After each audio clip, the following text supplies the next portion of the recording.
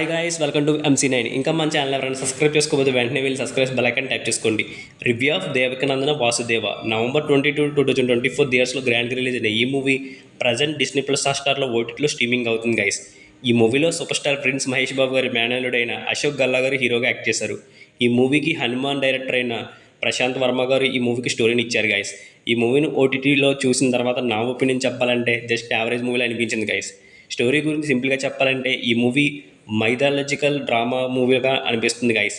భాగవతంలో మనకు కంసుడు ఎలా ఉంటాడో ఈ మూవీలో కంసరాజు అనే వ్యక్తి ఉంటాడు.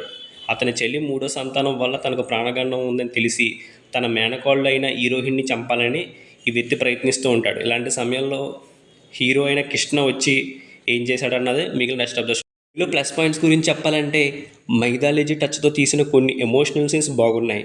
చూడడానికి చాలా ఎమోషనల్గా అనిపించాయి. టెక్నికల్గా మూవీలో ప్రసాద్ మురెల్లా గారి సినిమా ఫోటోగ్రఫీ వర్క్ మూవీకే హైలైట్గా చెప్పుకోవాలి. సాంగ్స్, బీజిఎం, బీమ్స్ గారి మ్యూజిక్ బాగుంది. ఎడిటర్ తమ్మిరాజ్ గారి వర్క్ బాగుంది. ప్రొడక్షన్ వాల్యూస్ బాగున్నాయి. ఇక హీరోగా చేసిన అశోక్ గల్లా గారి యాక్టింగ్ బాగుంది. కొన్ని ఎమోషనల్ క్లిష్టమైన సీన్స్లో మంచి పెర్ఫార్మెన్స్ ఇచ్చారు. కొన్ని కామెడీ సీన్స్ బాగున్నాయి. ఇవన్నీ మూవీలో ప్లస్ పాయింట్స్కి చెప్పుకోవచ్చు.